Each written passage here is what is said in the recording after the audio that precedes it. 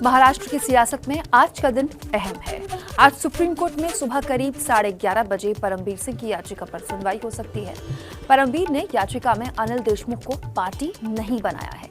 ऐसे में कोर्ट उनसे पूछ सकता है, जिसके खिलाफ जांच की आप मांग कर रहे हैं, उसे पार्टी क्यों नहीं बनाया।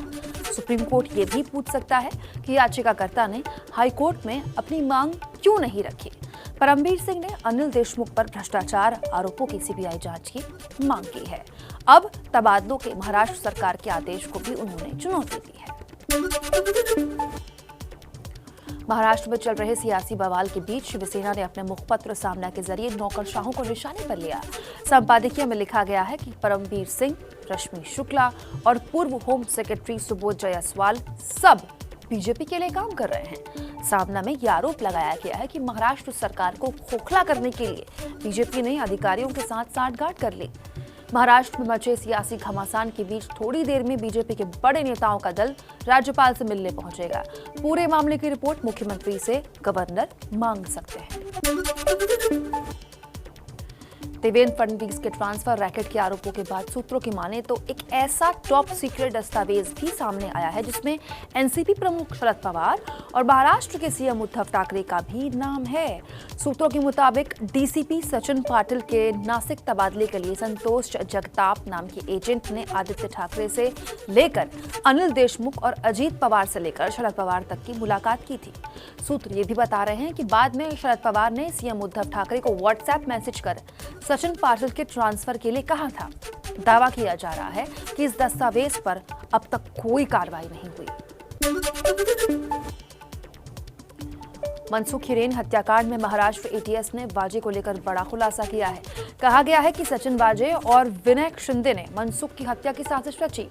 महाराष्ट्र एटीएस का दावा है कि गुजरात से विनायक शिंदे के साथ नरेश नाम का व्यक्ति भी गिरफ्तार हुआ है। वाजे ने नरेश से ही सिम कार्ड लिए। महाराष्ट्र एटीएस अब एनआईए कोर्ट में सचिन वाजे की कस्टडी मांगने वाली है। कल वाजे की एनआईए हिरासत खत्म हो रही है। एंटीलिया केस में गिरफ्तार सचिन वाजे पर लग्जरी होटल्स को लेकर भी बड़ी बात सामने आई है। एनआईए सूत्रों ने एबीपी न्यूज को बताया है कि वाजे ने साउथ मुंबई में 100 रातों के लिए एक 5 स्टार होटल बुक कराया था। बाकायदा बुकिंग के लिए होटल को 20 लाख से ज्यादा की रकम दी गई। वाजे ने बुकिंग अपने नाम से नहीं बल्कि सुशांत सदाशिव खामकर नाम के फर्जी आधार कार्ड पर करवाई थी। होटल केस में एनआईए इस एंगल से भी जांच कर रही है कि बुकिंग के लिए पैसा कहां से आया और इस होटल से वाजे कहां ऑपरेट करता था। कुछ और खबरें आपको दिखाते हैं इत्मीनान से।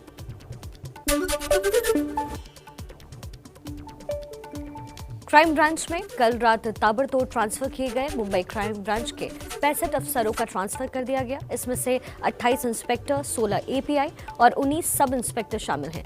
क्राइम ब्रांच के एपीआई रियाज काजी का ट्रांसफर आर्म्ड फोर्स में किया गया है। रियाज काजी क्राइम ब्रांच में वाजे की टीम में थे। एनआईए ने इंटीलिया केस में रियाज काजी को भी पूछताछ किया गया है।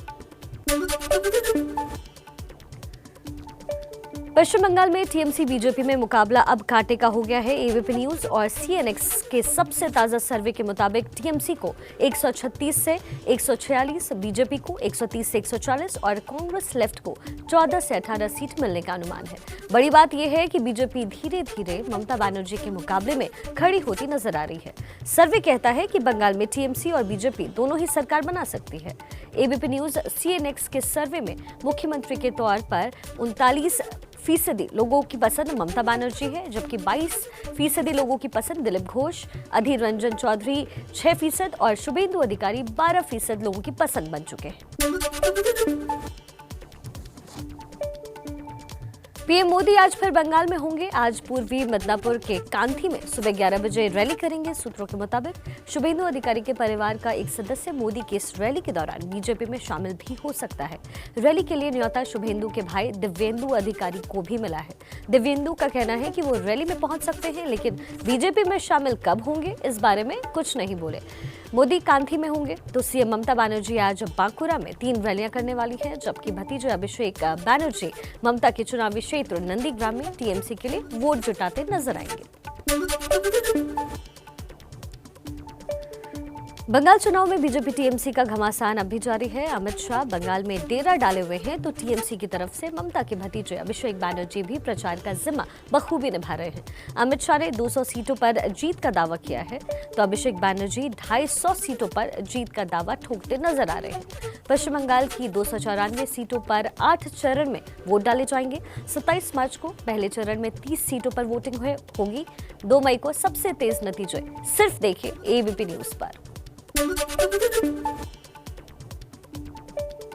2 दिन बाद पीएम मोदी 2 दिनों के बांग्लादेश दौरे पर जाएंगे। आजादी के 50 साल होने पर पीएम मोदी बांग्लादेश के न्योते पर जा रहे हैं। कोरोना काल में पीएम का ये पहला विदेशी दौरा होगा, लेकिन निशाने पर होगा बंगाल चुनाव। जिस तरह कार्यक्रम तय हुए हैं उसे पश्चिम बंगाल के चुनाव से जोड़कर देखा जा रहा है। 27 मार्च को ही पीएम हिंदू मंदिर सुरेश्वरी में भी माथा टेकेंगे। 27 मार्च को ही पश्चिम बंगाल में पहले चरण का मतदान भी होना है। पीएम के बांग्लादेश दौरे को एक तीर से 2 निशाने की तरह देखा जा रहा है। कुछ और चुनावी खबरें इत्मीनान से।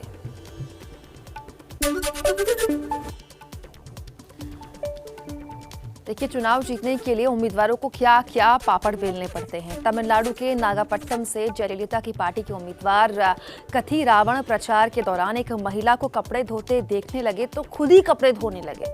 साथ ही चुनाव में जीत पर महिलाओं को मुफ्त वॉशिंग मशीन देने का वादा भी लगे हाथ कर दिया। वहीं दूसरी तरफ डीएमके प्रमुख स्टालिन जब प्रचार के लिए सेलम पहुंचे तो लोगों का जन सैलाब उमड़ा। तमिलनाडु की सभी 234 सीटों में 6 अप्रैल को वोट डाले जाने हैं। पश्चिम बंगाल, तमिलनाडु समेत 5 राज्यों में हो रहे विधानसभा चुनाव से पहले इलेक्टोरल बॉन्ड की बिक्री पर रोक लगाने की मांग पर सुप्रीम कोर्ट आज सुनवाई करेगा। इलेक्टोरल बॉन्ड के खिलाफ पहले से सुप्रीम कोर्ट में कानूनी लड़ाई लड़ी जा रही है। NGO association for democratic reforms ने एक बार फिर ये कहा है कि इन बॉन्ड्स के नाम पर बड़े पैमाने पर काला पैसा इधर से उधर ट्रांसफर किया जाता है। कॉर्पोरेट कंपनियों से आ रहा ये गुप्त दान लोकतंत्र के लिए नुकसानदेह है। इससे पहले कोर्ट कई मौकों पर इलेक्टोरल बॉन्ड पर रोक लगाने से मना कर चुका है। यूपी के शामली में बीजेपी के प्रदेश अध्यक्ष स्वतंत्र देव सिंह ने कार्यक्रम के दौरान भाईचारे की बात करते करते अपनी ही जुबान पर काबू नहीं रख पाए और मंच से गाली बक दी। स्वतंत्र देव सिंह की जुबान से गाली निकली और मंच पर मौजूद कैबिनेट मंत्री सुरेश राणा समेत दूसरे नेता हंसने लगे। जिस कार्यक्रम में स्वतंत्र देव सिंह ने भाषण के दौरान गाली दी, वहां महिलाएं भी मौजूद थीं। स्वतंत्र देव सिंह की गाली के साथ साथ इन नेताओं की हंसी को लेकर भी अब सवाल खड़े हो रहे हैं। यूपी में मस्जिदों से होने वाली अजान को लेकर विवाद का दौर जारी है। प्रयागराज के बाद अब बलिया में भी अजान पर रोक की मांग उठाई जा रही है।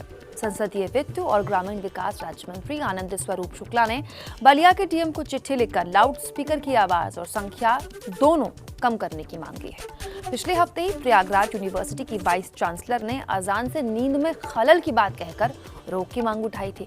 इससे पहले सोनू निगम की अजान पर रोक की मांग पर भी काफी विवाद हो चुका है। देखिए, नीतीश सरकार बिहार पुलिस को सीआईएसएफ की तर्ज पर बनाने के लिए बिल पास कर चुकी है। पूरा बवाल पुलिस को इस बिल में दिए गए अधिकारों पर ही हो रहा है। इस बिल में पुलिस को बिना वारंट तलाशी और गिरफ्तारी का अधिकार दिया गया है। नए बिल में पुलिस कर्मियों पर कोई कोर्ट तब तक मुकदमा नहीं चला सकता जब तक राज्य सरकार इसकी मंजूरी न दे। विपक्ष का ये कहना है कि पुलिस को इतने अधिकार मिल जाएंगे तो फिर वो राज्य सरकार के इशारे पर विपक्षी दलों के खिलाफ भी इस्तेमाल की जा सकती है।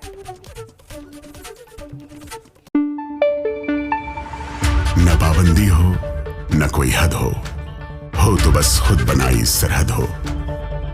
ये मुहिम है परतों में छिपे हर सच की तलाश की, सियासत पर रखी पैनी नजर और आंख की, खबरों की दुनिया में एक जिम्मेदार आवाज की, जुर्म और जुल्म के खिलाफ हर बेबस के लिए इंसाफ की। जब कोई हद नहीं इंसानियत के लिए जज्बात की, जब कोई हद नहीं खुशियों और ख्वाब की, तब कोई हद क्यों हो नए नजरिए और बदलाव की। तोड़ के हदों के ताले नए सपनों को पाले, बांधे सबको एक धागे, आपको रखे आगे एबीपी न्यूज।